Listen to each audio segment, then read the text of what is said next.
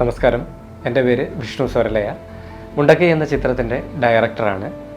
കഴിഞ്ഞ സെപ്റ്റംബർ മാസം ഈ മല്ലു എക്സ്ട്രീം ട്രാവലർ എന്ന ചാനലിലൂടെ നമ്മുടെ സിനിമയുടെ ഫസ്റ്റ് ട്രെയിലർ പുറത്തുവിട്ടിട്ടുണ്ടായിരുന്നു. ഒരുപാട് പോസിറ്റീവ് റെസ്പോൺസ് കിട്ടിയ ഒരു ട്രെയിലറായിരുന്നു അത്. അതിൽ ഓരോ പോസിറ്റീവായിട്ടുള്ള കമൻറ്റുകളും ഞങ്ങൾക്ക് അങ്ങേയറ്റം പ്രചോദനം ഉണ്ടാക്കുക തന്നെയാണ് ചെയ്തത്. കാരണം ഈ ഒരു സിനിമ എന്ന് പറയുന്നത് ഒരു വർഷത്തെ കഷ്ടപ്പാട്. അപ്പോൾ എൻ്റെ കണ്ണ് കണ്ടാൽ തന്നെ അറിയാം, കാരണം മയങ്ങിയിരിക്കുകയാണ്. കാരണം ഒരുപാട് ദിവസങ്ങളായി ഒന്ന് നേരെ ഉറങ്ങിയിട്ട് തന്നെ. കാരണം ഈ സിനിമ ഞാൻ എഴുതാൻ തുടങ്ങിയപ്പോൾ മുതൽ ഈ സിനിമയിൽ കോയിൻസിഡൻസ് പോലെ ഒരുപാട് അനുഭവങ്ങൾ എനിക്കുണ്ടായിട്ടുണ്ട്. കാരണം എല്ലാം ഉദ്ദേശിച്ച പോലെ തന്നെ ശരിയായി വരിക, അല്ലെങ്കിൽ ഒരു ഷോട്ട് നമ്മൾ ഉദ്ദേശിക്കുന്ന പോലെ സെറ്റാക്കാനുള്ള ഒരു ഭാഗ്യം ഉണ്ടാകുക, ഇതൊക്കെ എനിക്ക് സംഭവിച്ചിട്ടുണ്ട് ഈ ഒരു സിനിമയുമായിട്ട് ബന്ധപ്പെട്ട്.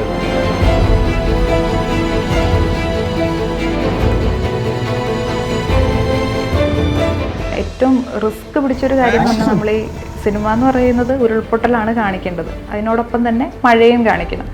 അപ്പോൾ ഞങ്ങൾ ഇപ്പോൾ ഒരു വർഷമായിട്ട് ഇതിൻ്റെ പിന്നിൽ പ്രവർത്തിച്ചുകൊണ്ടിരിക്കുകയാണ്. ഞങ്ങളിത് സ്റ്റാർട്ട് ചെയ്ത സമയത്ത് കടുത്ത വേനലായിരുന്നു. നമുക്ക് ഈ വാട്ടറിൻ്റെ അവൈലബിലിറ്റി വളരെ കുറവുള്ളൊരു സമയത്താണ് ഞങ്ങൾ ഈ സിനിമയുടെ ഷൂട്ടിംഗ് തുടങ്ങുന്നത്.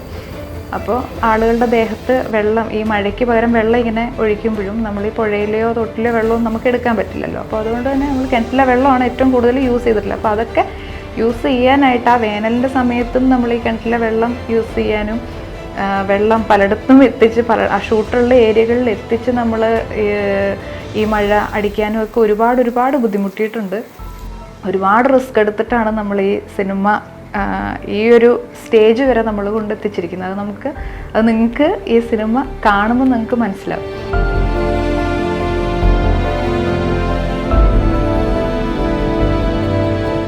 ഇതിൻ്റെ സംവിധായകൻ എൻ്റെ അനിയനാണ്, സ്വന്തം അനിയനാണ്, വിഷ്ണു സ്വരലയ. അപ്പോൾ ഞങ്ങളിങ്ങനെ എൻ്റെയൊക്കെ ചെറുപ്പം മുതലേ സിനിമ അഭിനയിക്കുക, വലിയ സ്ക്രീനിൽ കാണുക, ഇതൊക്കെ ഭയങ്കരമായ മോഹമായിട്ട് വന്ന ആൾക്കാരാണ്. അപ്പോൾ അതിനുള്ള അവസരങ്ങളൊന്നും കിട്ടിയിട്ടില്ല എന്നുള്ളതാണ് സത്യം. ഒരുപാട് പേരെ നമ്മളതിനു വേണ്ടി സമീപിച്ചിട്ടുണ്ട്, ലൊക്കേഷനുകളിൽ പോയിട്ടുണ്ട്, ആഗ്രഹങ്ങൾ പറഞ്ഞിട്ടുണ്ട്, എന്നിട്ടൊന്നും തരാം, പിന്നെ വിളിക്കാം, അങ്ങനെയൊക്കെ പറഞ്ഞ് പല സ്ഥലങ്ങളിലും നമ്മൾ പ്രതീക്ഷ അർപ്പിച്ചിട്ടുണ്ടെങ്കിൽ അതെല്ലാം പരാജയപ്പെട്ടു പോയിട്ടുണ്ട്. അങ്ങനെ ഇരുന്ന് ഒരു ഷോർട്ട് ഫിലിം ഞങ്ങൾ ചെയ്തു. അത് അത്യാവശ്യം കുഴപ്പമില്ലാത്ത രീതിയിൽ അത് മേക്ക് ചെയ്തു. അങ്ങനെ ഞങ്ങളാൽ കഴിയുന്ന രീതിയിലൊക്കെ ഞങ്ങളിങ്ങനെ ചെയ്ത് ചെറിയ വർക്കുകൾ ചെയ്തും അങ്ങനെയൊക്കെയാണ് മുമ്പോട്ട് വന്നുകൊണ്ടിരുന്നത്. അങ്ങനെ ഇരിക്കുന്ന സമയത്താണ് അനിയൻ എൻ്റെ അടുത്തൊരു ദിവസം ചോദിക്കുന്നു, ഇതുപോലെ എനിക്കിങ്ങനൊരു പ്രോജക്റ്റ്, മുണ്ടക്കൈ എന്ന് പറയുന്നൊരു പ്രോജക്റ്റ് സിനിമയാക്കണം എന്നൊരാഗ്രഹമുണ്ട്. ശരിക്കും അത് പറഞ്ഞപ്പം ചിന്തിച്ചപ്പം ഒരു തരത്തിലും ഇത് പറ്റുമോ, നമ്മളെ കൊണ്ട് ഒക്കുമോ എന്നൊക്കെയുള്ള സംശയങ്ങൾ എനിക്കുണ്ടായിരുന്നു. അപ്പോഴേ ഞാനത് ചോദിച്ചു. സിനിമ എന്ന് പറയുമ്പോൾ നമ്മൾ ഉദ്ദേശിക്കുന്ന പോലെയല്ല, ഒരു ഷോർട്ട് ഫിലിം പോലെയോ അല്ലെങ്കിൽ ചെറിയൊരു പ്രോജക്റ്റ് ചെയ്യുന്ന പോലെയല്ല സിനിമ. പ്രത്യേകിച്ച് മുണ്ടക്കൈ എന്നൊക്കെ പറയുന്ന ഒരു സിനിമ, അത് ചെയ്യുമ്പോൾ അതിൽ വരുന്ന കോസ്റ്റ്, അതിൻ്റെ പ്രൊഡക്ഷനിൽ ആവശ്യമുള്ള പ്രോപ്പർട്ടീസ്, അങ്ങനെ ഒരുപാട് കാര്യങ്ങളുണ്ടല്ലോ. അപ്പം അതൊക്കെ എത്രമാത്രം നമുക്കത് ക്രിയേറ്റ് ചെയ്യാൻ പറ്റും എന്നുള്ളതിനെ പറ്റി വലിയ ആശങ്ക എനിക്കുണ്ടായിരുന്നു. അതൊക്കെ ഞാൻ എൻ്റെ അനിയനോട് സംസാരിച്ചപ്പം അവന് പക്ഷേ അതിന് അത്തരത്തിലുള്ള വലിയ രീതിയിലുള്ള ടെൻഷനൊന്നും കാണിച്ചില്ല എൻ്റെ അടുത്ത്. അവൻ പറഞ്ഞു, ഞാൻ സ്ക്രിപ്റ്റ് ചെയ്യാൻ പോകും, സ്ക്രിപ്റ്റ് എന്തായാലും സിനിമയ്ക്ക് ഉള്ള രീതിയിൽ തന്നെ ഇത് ചെയ്യണം എന്നെനിക്ക് ആഗ്രഹമുണ്ട് എന്നുള്ള രീതിയിൽ സംസാരിക്കുകയും എല്ലാവരും കൂടി ആലോചിച്ച് ഒറ്റ തീരുമാനം, ഇറങ്ങിത്തിരിക്കുക എന്നുള്ള ഒറ്റ തീരുമാനത്തിലേക്കാണിത് ചെന്നെത്തിയത്. മുണ്ടക്കൈ നിവാസികളുടെ ശ്രദ്ധയ്ക്ക്, മലയോര മേഖലയിൽ ക്രമാതീതമായി മഴ അതിശക്തമായി പെയ്തുകൊണ്ടിരിക്കുകയാണ്.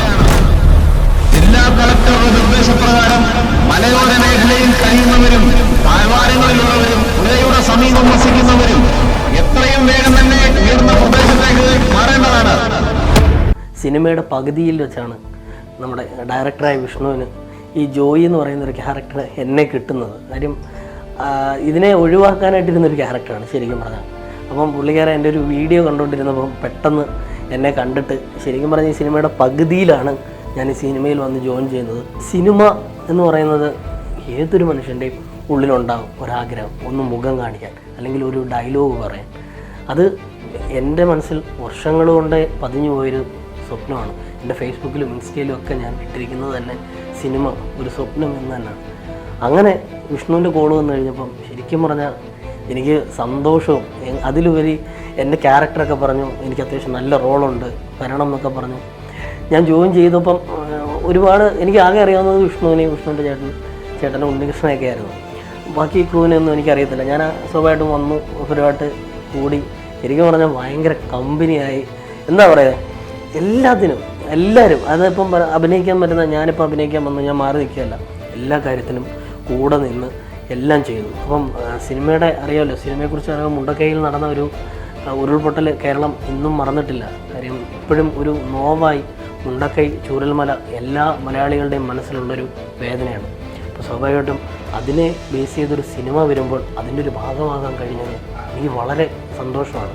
അപ്പം സിനിമ ഷൂട്ട് ചെയ്യുന്നത് തന്നെ എനിക്ക് പറഞ്ഞാൽ വളരെ റിസ്ക്കായിരുന്നു. റിസ്ക് എന്ന് പറഞ്ഞാൽ ഒരുപാട് റിസ്ക് ഉണ്ട്. കാര്യം അറിയാമല്ലോ, ഈ പറഞ്ഞ ഉരുൾപൊട്ടലും ആ രീതിയിലുള്ള കാര്യങ്ങളായതുകൊണ്ട് എല്ലാത്തിനും ഒഫീഷ്യലി പറയാൻ യഥാർത്ഥത്തിൽ നമ്മളുടെ ഡയറക്ടർ വിഷ്ണു അദ്ദേഹത്തിൻ്റെ ഒരു മിടുക്കാണ് എന്ന് തന്നെ പറയാം. കാര്യം ഈ പടം ഒരു ഇത്രയും വലിയ രീതിയിലേക്ക് കൊണ്ടുവന്നു.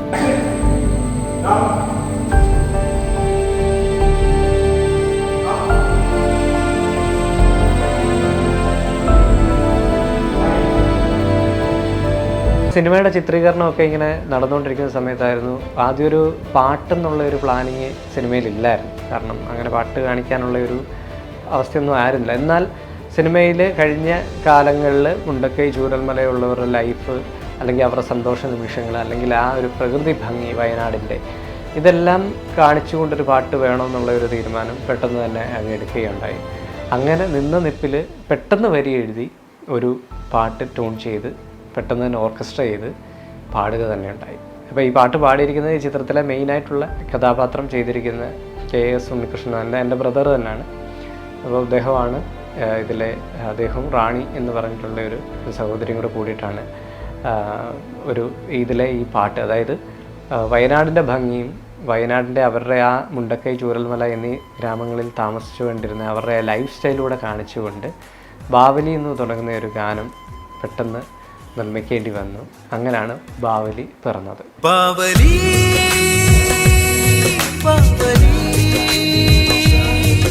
വയനാടിനും മലനാടിനും മണിമുത്തു നീ. ബാവലി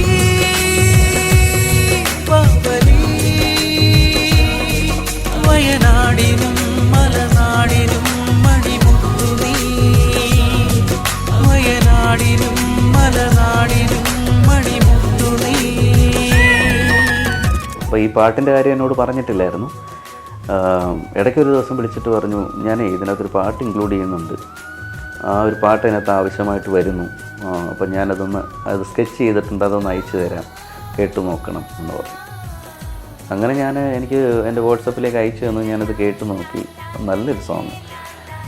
നമ്മളത് കണ്ണടച്ച് ഇങ്ങനെ കേൾക്കുമ്പോൾ വയനാടിൻ്റെ ഉൾഗ്രാമങ്ങളിലൂടെ നമ്മൾ സഞ്ചരിക്കുന്ന ഒരു ഫീല് ആ പാട്ടിലുണ്ട്. ഈ സിനിമയുടെ കാര്യം എൻ്റെ അടുത്ത് പറയുമ്പോൾ പോലും ഞാൻ വിചാരിക്കുന്നത് അന്നേരം തുടങ്ങാനായിരിക്കും, അതിനെപ്പറ്റി അന്നേരം ആലോചിച്ച് അല്ലെങ്കിൽ സ്ക്രിപ്റ്റിംഗ് ഒക്കെ തുടങ്ങാനായിരിക്കും എന്നാണ് ഞാൻ വിചാരിച്ചത്. പക്ഷേ അതിനൊക്കെ മുന്നേ മുതലേ 8-9 മാസത്തിന് മുന്നേ മുതലേ ഈ സിനിമയുടെ പുറകിലുണ്ടെന്നുള്ള കാര്യം എനിക്ക് അറിഞ്ഞൂടായിരുന്നു.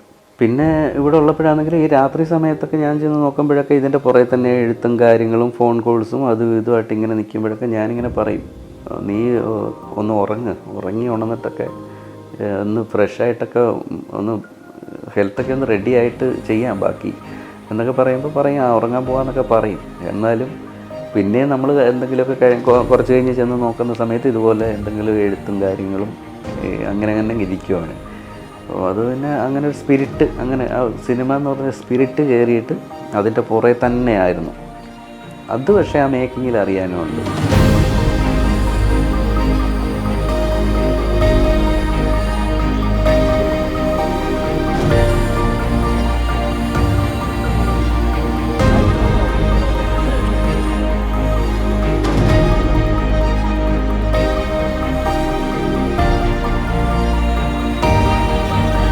വിഷ്ണുവിൻ്റെ ഈ സ്ക്രിപ്റ്റ് എന്ന് പറയുന്നത് അതിൻ്റെ A to Z കാര്യങ്ങൾ നന്നായി മനസ്സിലാക്കി വയനാട് മേഖലകളിൽ ദിവസങ്ങളോളം അദ്ദേഹം ഇതിൻ്റെ ആവശ്യങ്ങൾക്ക് വേണ്ടി അലഞ്ഞ് നടക്കുകയും ഓരോരുത്തരെ കാണുകയും സംഭവങ്ങളെ തിരിച്ചറിയാൻ വേണ്ടിയിട്ടുള്ള ഓരോരോ പ്രവർത്തനങ്ങൾ നടത്തുകയും അങ്ങനെ, അതായത് ഒരു കൈപ്പിഴ പോലും സംഭവിപ്പിക്കാത്ത തരത്തിൽ ഇവിടെ നടന്ന ദുരന്തത്തെ ജനങ്ങളുടെ ഹൃദയത്തിൽ എത്തിക്കണമെന്നൊരു വലിയ ആഗ്രഹം. അതിൻ്റെ അടിസ്ഥാനത്തിൽ അദ്ദേഹം അവിടെ എല്ലാം പോയി.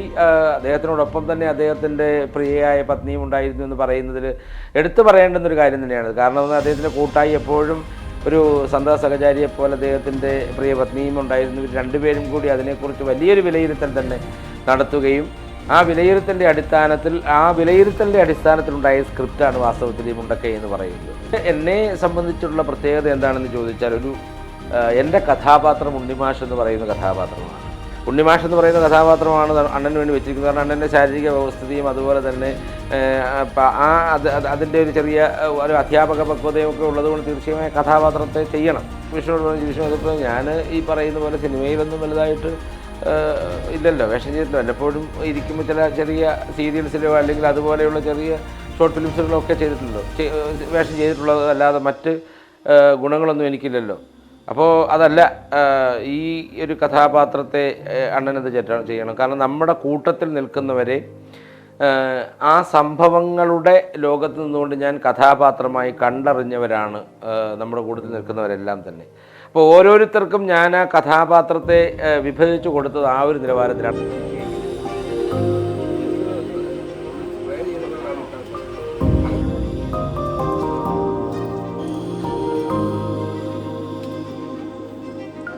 ഈ സിനിമയുടെ ഡയറക്ടർ വിഷ്ണു സ്വരലയ എൻ്റെ ചേട്ടനാണ്. അപ്പോൾ കുട്ടിക്കാലം മുതലേ ഞങ്ങൾ കളിച്ച് വളർന്നതാണ്. ഓൾറെഡി മൂവി ചെയ്യണം എന്നൊക്കെ പണ്ട് തൊട്ടേ കുറേ ആഗ്രഹങ്ങളുണ്ടായിരുന്നു. അങ്ങനെ വന്ന് ചേട്ടന് അങ്ങനെ ഒരു അവസരം കിട്ടിയപ്പോൾ പോലും ഞങ്ങളുടെ അടുത്താണ് ഫസ്റ്റ് വന്നിട്ട് ചോദിക്കുന്നത്. അങ്ങനെ ചേട്ടൻ ചോദിച്ചു, ഒരു ക്യാരക്ടർ ചെയ്യാമോ എന്ന് ചോദിച്ചു. ആദ്യം തന്നെ എനിക്കൊരു കോൺഫിഡൻസും ഇല്ലായിരുന്നു. കാരണം അഭിനയിക്കാൻ എനിക്ക് അന്ന് മുതലേ ഒന്നും വലിയ താല്പര്യമില്ലായിരുന്നു. അപ്പോൾ ചേട്ടനോട് ഞാൻ ആദ്യമേ പറഞ്ഞു, ചേട്ടാ എനിക്ക് പറ്റത്തില്ലെന്ന്. പക്ഷേ ചേട്ടൻ പറഞ്ഞത് എന്നെക്കൊണ്ട് പറ്റും, ആദ്യം ചെയ്ത് നോക്ക്, എന്നിട്ട് നിനക്ക് പറ്റത്തില്ലെങ്കിൽ വിട്ടേര്, അല്ലെങ്കിൽ ചെയ്തിരുന്നാൽ മതി എന്നുള്ള രീതിയിലാണ് എന്നോട് പറഞ്ഞേ. അപ്പം ഞാൻ സമ്മതിച്ചു. അങ്ങനെ അതിന് ശേഷം ഓക്കെ ഞാനും സിനിമ ചെയ്യാം അല്ലെങ്കിൽ ചേട്ടൻ്റെ കൂടെ നിൽക്കാമെന്നൊക്കെ തീരുമാനിച്ചിങ്ങനെ ഇരുന്നു. അങ്ങനെ ആദ്യം ഒരു ക്യാരക്ടറായിരുന്നു ചേട്ടൻ. അതൊരു ചെറിയ റോളായിരുന്നു. അതെൻ്റെ ബുദ്ധിമുട്ട് കാരണം ചേട്ടൻ എനിക്കൊരു ചെറിയ റോളായിരുന്നു തന്നിട്ടുള്ളത്. അതിനുശേഷമാണ് പിന്നീട് ഞങ്ങളുടെ ഷൂട്ടൊക്കെ പ്ലാൻ ചെയ്ത് എല്ലാം ഷെഡ്യൂളൊക്കെ ചെയ്തിട്ട് ചേട്ടൻ ഒരു ദിവസം, അതും രാത്രി ആയപ്പോഴാണ് ചേട്ടൻ എന്നെ വിളിച്ചിട്ട് ചേട്ടൻ ഇങ്ങനെ ഒരു സീൻ എനിക്ക് പറഞ്ഞു തരുകയാണ് ചെയ്തത്. അപ്പോൾ അതിലെന്ന് വെച്ച് കഴിഞ്ഞാൽ ഈ ഒരു ദൃശ്യ എന്ന് പറയുന്ന ഒരു കുട്ടിയുടെയും ആളുടെ കൂടെ വരുന്ന ഒരാളുടെ ഒരു ക്യാരക്ടറിൻ്റെ ബേസ് ചെയ്തിട്ടുള്ളൊരു സ്റ്റോറിയാണ് പറയുന്നത്. ആദ്യം ചേട്ടൻ സ്റ്റോറി എല്ലാം വിവരിച്ചു, ഞാൻ കേട്ടു, എന്നോട് അഭിപ്രായം ചോദിച്ചു. അപ്പോൾ എനിക്ക് ഒത്തിരി ഇഷ്ടപ്പെട്ടു. കാരണം ചേട്ടൻ അത് പറയുമ്പോൾ പോലും എനിക്കത് ഇങ്ങനെ കാണാൻ പറ്റുന്നുണ്ടായിരുന്നു, ആ ഒരു സീൻ എങ്ങനെ വരും എന്നുള്ളത്. അതിനുശേഷം ചേട്ടൻ ഇങ്ങനെ പറഞ്ഞു, ഇഷ്ടപ്പെട്ടോ എന്ന് ചോദിച്ചു, അഭിപ്രായം ചോദിച്ചു. അപ്പോൾ എനിക്ക് നല്ലപോലെ ഇഷ്ടപ്പെട്ടു. കാരണം അത് കേൾക്കുമ്പോൾ തന്നെ നമുക്കറിയാം ഒരു ക്യാരക്ടറിൻ്റെ ഒരു ഡെപ്തൊക്കെ. അങ്ങനെ ചേട്ടൻ അതിനുശേഷം പറഞ്ഞു, ഇതിൽ ദൃശ്യ എന്ന് പറയുന്നൊരു ക്യാരക്ടറാണ് ഞാൻ ചെയ്യുന്നതെന്ന്. അപ്പോൾ എനിക്ക് ശരിക്കും പറഞ്ഞാൽ എന്തോ പറയേണ്ടതെന്ന് അറിയത്തില്ലായിരുന്നു. ദൃശ്യ എന്ന് പറയുന്ന ഒരു ക്യാരക്ടർ ഞാൻ ചെയ്യാൻ കാരണം തന്നെ, ആദ്യം ഈ ഒരു ക്യാരക്ടർ വേറൊരു കുട്ടിയാണ് ചെയ്യാൻ പ്ലാൻ ചെയ്തിരുന്നത്.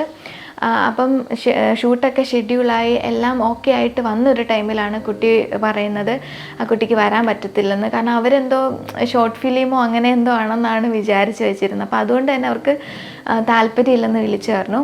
അപ്പം തന്നെ ചേട്ടന് ഈ ഒരു ക്യാരക്ടർ പിന്നീട് ചെയ്യാൻ ആദ്യം വന്നത് എൻ്റെ മുഖമാണ്. അപ്പം തന്നെയാണ് ചേട്ടൻ എന്നെ വിളിച്ചിട്ട് ഇത് പറയുന്നത്. എപ്പോഴും എൻ്റെ ഏറ്റവും വലിയ ടെൻഷൻ എനിക്കിത് ചെയ്യാൻ പറ്റുമെന്നാണ്. അപ്പോൾ ഞാൻ ചേട്ടനോട് അത് പറഞ്ഞപ്പോൾ ചേട്ടൻ പറഞ്ഞു, അതൊരു കുഴപ്പമില്ല, നീ വന്നിരുന്നാൽ മതി. ഒരുപാട് തെറ്റുണ്ടായിട്ടുണ്ട്. കാരണം ഫസ്റ്റ് ടൈമാണ് എങ്കിൽ പോലും ഓരോ വട്ടം ഞാൻ തെറ്റിക്കുമ്പോഴും എനിക്ക് ടെൻഷനുണ്ട്, വഴക്ക് പറയുമോ എന്നൊക്കെ. പക്ഷെ അങ്ങനെ ഒന്നും ഇല്ലായിരുന്നു. ചേട്ടൻ ഒരുപാട് സപ്പോർട്ട് ചെയ്തിട്ട് എനിക്ക് എപ്പം ഓക്കെ ആവുന്നു അത്ര വരെ എനിക്ക് ഓരോ കാര്യങ്ങൾ ചെയ്യാനുള്ള എല്ലാ ഇതും തന്നിട്ട് അങ്ങനെയാണ് ഞാൻ ഈ ഒരു ക്യാരക്ടർ ചെയ്ത് തുടങ്ങിയത്.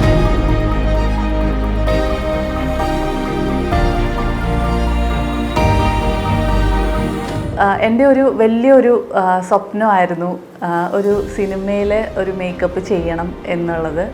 അങ്ങനെ ഇരിക്കുമ്പോഴായിരുന്നു മുണ്ടക്കൈ എന്നൊരു ഫിലിമിലേക്ക് എന്നെ ക്ഷണിക്കുന്നത് മേക്കപ്പ് ആർട്ടിസ്റ്റായിട്ട്.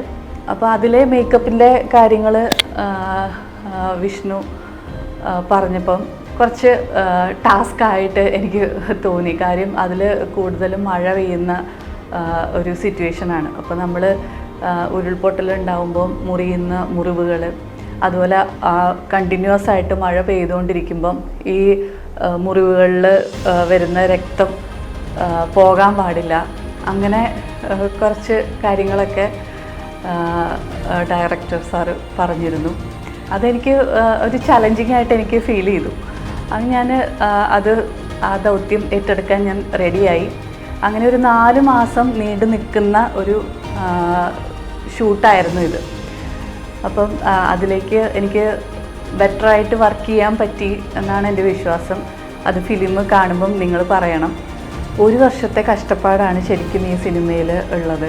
കാര്യം ഇതിൻ്റെ അകത്ത് രാവും പകലും എന്നില്ലാതെ ഇതിൻ്റെ അകത്ത് പിന്നിൽ പ്രവർത്തിച്ചവരും അതുപോലെ അഭിനയിച്ചവരും ഈവൻ കുഞ്ഞു മക്കൾ വരെ ഇതിൽ ഒരുപാട് കഷ്ടത അനുഭവിച്ചിട്ടുണ്ട്. കാര്യം എന്താണെന്ന് വെച്ച് കഴിഞ്ഞാൽ ഞങ്ങൾ കാട്ടിൽ പോയി ഷൂട്ട് ചെയ്യേണ്ട സിറ്റുവേഷൻസ് ഉണ്ടായിട്ടുണ്ട്. അപ്പോൾ അവിടെയൊക്കെ ആണെങ്കിൽ അട്ടശല്യവും അങ്ങനെയൊക്കെ ഉണ്ടായിട്ടുണ്ട്. അപ്പം കുഞ്ഞു മക്കളെ ആണെങ്കിലും അട്ട കടിക്കുമ്പോൾ അവർക്ക് അറിയത്തില്ലല്ലോ. അപ്പോൾ അതൊക്കെ ഭയങ്കര ഒരു റിസ്കി ആയിട്ടുള്ള ഒരു ഫിലിമാണ്. ശരിക്കും പറഞ്ഞു കഴിഞ്ഞാൽ ഞങ്ങൾ ഇതിൻ്റെ അകത്ത് ഭയങ്കരമായിട്ട് കഷ്ടപ്പെട്ടിട്ടുണ്ട് ഈ ഫിലിമിൽ.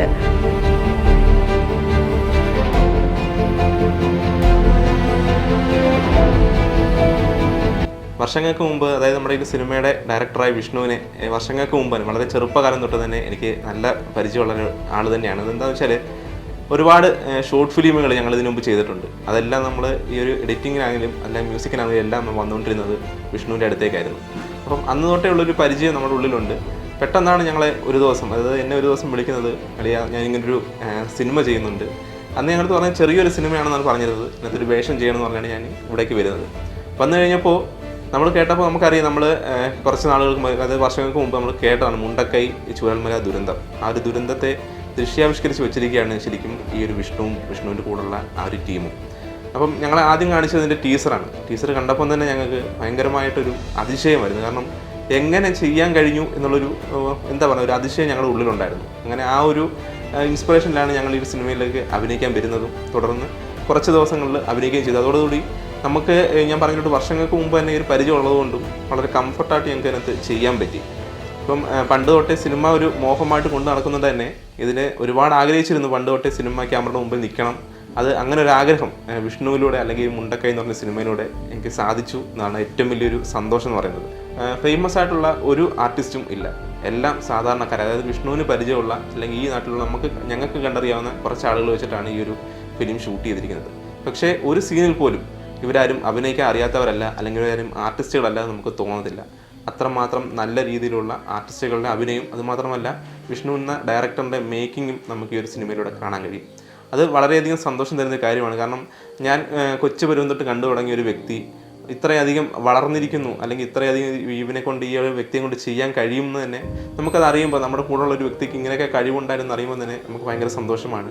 ആ ഒരു കഴിവിലേക്ക് എന്നെയും എൻ്റെ കൂടെയുള്ള മറ്റുള്ള കുറച്ച് പേരെയും കൂടെ ആഡ് ചെയ്തിട്ടുണ്ട്. അതാണ് ഞാൻ ആദ്യം പറഞ്ഞത്, വിഷ്ണുവിനും എനിക്കുമൊക്കെ അറിയാവുന്ന കുറച്ച് പേരെ വെച്ചിട്ടാണ് ഈ സിനിമ തുടങ്ങിയത്. തീർച്ചയായിട്ടും എല്ലാവരുടെയും സപ്പോർട്ട് ഞങ്ങൾക്കുണ്ടാവണം. കാരണം ഞാൻ ആദ്യം പറഞ്ഞതിൻ്റെ കൂട്ട് തന്നെ എല്ലാവരും പുതുമുഖങ്ങളാണ്. നിങ്ങൾക്ക് ചിലപ്പം കണ്ടാ പരിചയമുള്ള ഒരാൾ പോലും ഈ സിനിമയ്ക്കകത്ത് ഉണ്ടാവണമെന്നില്ല. എങ്കിൽ പോലും നിങ്ങൾ ഈ ഒരു സിനിമ കാണുന്നില്ല എന്ന് പറഞ്ഞ് ഉപേക്ഷിക്കരുത്.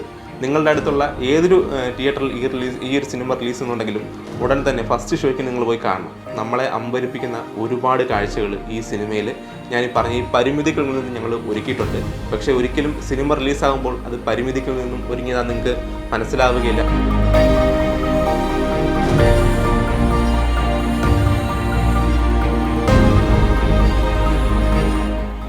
വിഷ്ണു വിളിച്ചിട്ട് പറഞ്ഞത് മുടിയും തടിയും നന്നായിട്ട് വളർത്തണം. അത് എന്തിനാ എന്നുള്ള വിവരത്തെ പറ്റി പറഞ്ഞിട്ടേ ഇല്ല. അത് കുറച്ച് മുടിയൊക്കെ ആയപ്പോഴത്തെ വീട്ടിൽ തന്നെ ചോദിച്ചത് എന്തിനാ മുടിയും തടിയൊക്കെ ഇങ്ങനെ വളർത്തുന്നത്. ഞാൻ പറഞ്ഞു വിഷ്ണു ഇങ്ങനെ പറഞ്ഞിട്ടുണ്ട്, എന്താ സംഭവം എന്നുള്ള ഇതുവരെയും പറഞ്ഞിട്ടില്ല എന്ന് പറഞ്ഞു. അപ്പോൾ വീട്ടിൽ ശരിക്കും പറഞ്ഞു കഴിഞ്ഞാൽ ഞങ്ങൾക്ക് എന്തോ സംഭവം ഉണ്ട് എന്നുള്ളത് കത്തി. പക്ഷേ അത് സിനിമ ആയിരിക്കുമെന്ന് തോന്നിയതേ ഇല്ല. പിന്നീടാണ് വിഷ്ണു ഇങ്ങനെ വിളിച്ച് പറഞ്ഞ് മുണ്ടക്കൈ എന്ന് പറയുന്നത് സിനിമ നമ്മൾ ചെയ്യുന്നുണ്ട്, അതിനകത്ത് വേഷം ചെയ്യാൻ വേണ്ടിയാണ് ഒരു കാരണവശാലും മുടിയും താടിയും വെട്ടരുത് എന്നേ പറഞ്ഞു. അന്ന് മുതൽ മുടിയും താടിയൊക്കെ ഏകദേശമൊക്കെ ഒന്ന് വളർത്തി. എനിക്ക് ജോലി എന്ന് പറയുമ്പോൾ കുട്ടികളെ ഡാൻസ് പഠിപ്പിക്കുകയാണ്.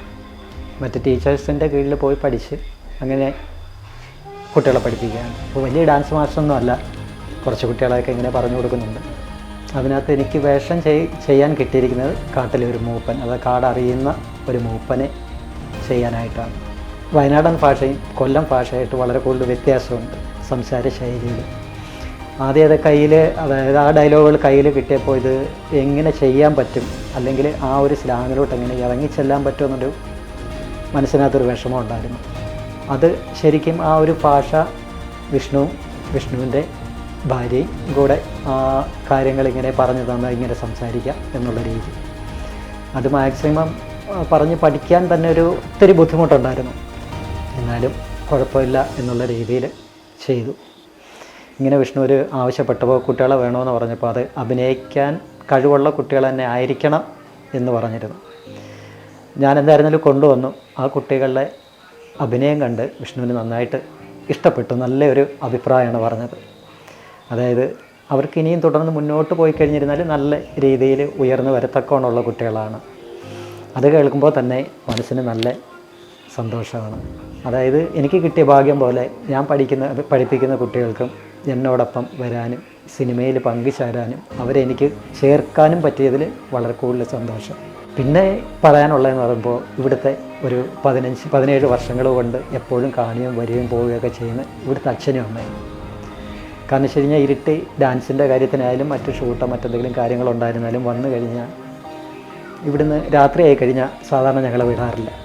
എന്നെയും മധുവിനെയും സന്തോഷ് സാറിനെയും ഇവിടെ ഇത്രയും വർഷങ്ങളുകൊണ്ട് കാപ്പി, ഊണ്, ചായ, വെള്ളം ഇതെല്ലാം തരികയും പിന്നെ ഇരുട്ടിപ്പോയി കഴിഞ്ഞിരുന്നാൽ ഞങ്ങൾക്കിതേ ഈ ഇരിക്കുന്നിടത്തൊരു പായും തലയിണയും ഞങ്ങൾക്കുണ്ടാവും. അത്രയേറെ ഞങ്ങളുടെ കൂടെ, അതായത് കലാകാർ എന്നുള്ള രീതിയിൽ ഞങ്ങളെ ഏറ്റവും കൂടുതൽ നല്ല രീതിയിൽ ഞങ്ങളോടൊപ്പം നിൽക്കുന്ന ഒരച്ഛനും അമ്മയാണ് ഞങ്ങൾക്ക് കിട്ടിയിരിക്കുന്നത്.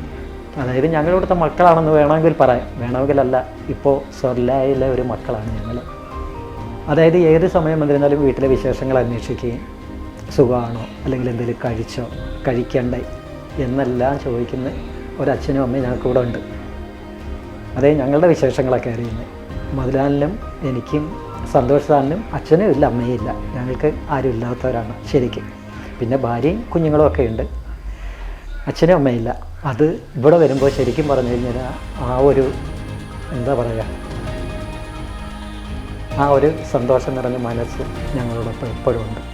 മുൻപരിചയം, അതായത് സിനിമാ ക്യാമറയിൽ ചെയ്തുള്ള ശീലം ഞങ്ങൾക്ക് ആർക്കുമില്ല. ഞങ്ങളെല്ലാം ആദ്യമായിട്ടാണ് ചെയ്യുന്നത്. റീടേക്കുകളൊക്കെ വന്നിട്ടുണ്ട്, ഒരുപാട് റീടേക്കുകൾ വന്നിട്ടുണ്ട്. അന്നേരം പറഞ്ഞു തരും ഇന്നതാണ് ഞാൻ ഉദ്ദേശിക്കുന്നത്, കാണിച്ചു തരും. അത്തരത്തിൽ അതൊക്കെ ഭംഗിയായിട്ട് ചെയ്യാൻ പറ്റി. പിന്നെ അവൻ്റെ വൈഫ് മാളു ഇതിൽ ക്യാരക്ടർ ചെയ്തിട്ടുണ്ട്. മാളുവിനെ പറ്റി പറയാതിരിക്കാൻ പറ്റില്ല. കാരണം ഈ സിനിമയുടെ തുടക്കകാലം മുതലേ അനിയനോടൊപ്പം ചേർന്ന് നിന്ന് എല്ലാ പ്രതിസന്ധിയിലും കൂടെ നിന്ന് അത്രത്തോളം അവനെ ഹെൽപ്പ് ചെയ്ത് അവനെ അത് വേണ്ടുന്ന മോട്ടിവേഷൻ ചെയ്ത് എല്ലാ കാര്യത്തിനും കൂടെ നിന്ന ഒരാളാണ് ഇതിൻ്റെ സംവിധായകൻ വിഷ്ണു. സുരലയുടെ വൈഫ് മാളു, അഭിരാമി, ഞങ്ങൾ മാളു എന്നാണ് വിളിക്കുന്നത്. നമ്മളിതിന് തന്നെത്താൻ മുന്നിട്ടിറങ്ങിയാൽ മാത്രമേ ഇതിനൊരു വിജയം ഉണ്ടാവുള്ളൂ എന്നുള്ളൊരു ബോധ്യം ഞങ്ങൾക്ക് വന്നതിന് ശേഷമാണ് ഞങ്ങൾ സ്വന്തമായിട്ടൊരു സിനിമ എടുക്കാനായിട്ട് തീരുമാനിക്കുന്നത് തന്നെ. അപ്പോൾ വിഷ്ണുവേട്ടൻ കൂടുതലും ജോലി ചെയ്തിട്ടുള്ളത് വയനാട്ടിലാണ്. അപ്പം